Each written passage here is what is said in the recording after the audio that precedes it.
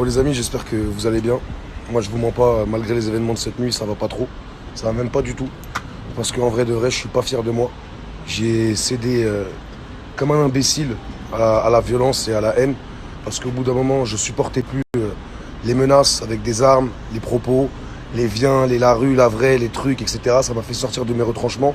J'envoie ce message à tous les petits frères qui m'écoutent. Sachez que ce que j'ai fait, c'est de la grosse merde. Et regardez bien, je vais payer pour ça. J'en suis totalement conscient. Et ce qui va m'arriver, c'est tout à fait bien fait pour moi. Donc ne prenez pas ça en exemple. C'est de la merde. Le mieux, c'est de discuter.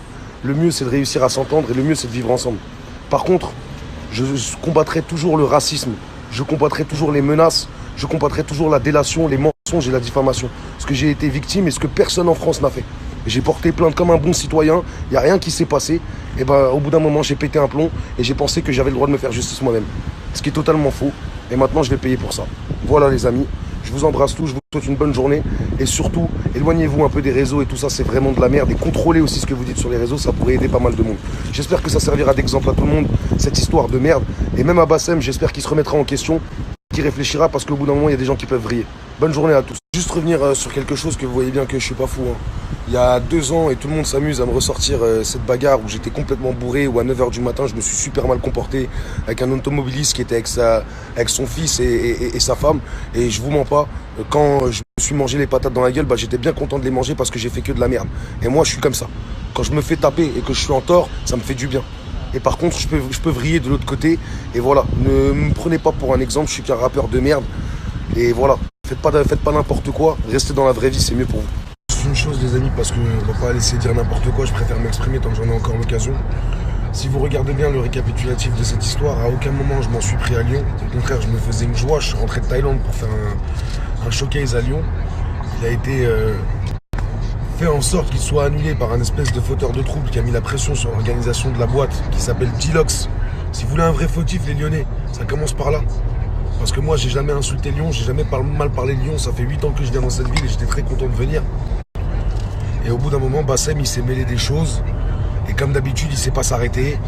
Et je vous mens pas, j'ai pété un plomb. Voilà, j'ai pété un plomb. Quand on parle de ma famille à outrance, quand on parle de ma femme, quand on invente des choses, quand on n'arrête pas. J'ai essayé de lui parler en privé plusieurs fois. Je lui ai dit, viens, on parle, viens, on se voit. Je lui ai dit, viens, on met les choses à plat. C'est pas comme ça. Je suis pas d'accord avec toi. Il m'a insulté ma mère directement. Il n'a pas voulu me répondre. Il m'a dit que j'étais un suceur, que j'étais une merde, et vous connaissez Bassem. Et bah ça m'a fait péter un plomb. J'en ai eu marre au bout d'un moment d'être la risée des réseaux sociaux. Et j'ai agi et c'est une grosse erreur. Mais je reviens sur un point.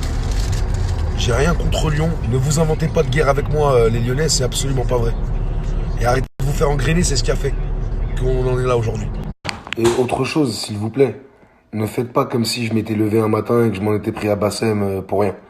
On peut faire un petit récapitulatif du nombre de fois où il m'a insulté, du nombre de fois où il a parlé de moi, facochère, ma bite, ceci, cela, ceci, cela.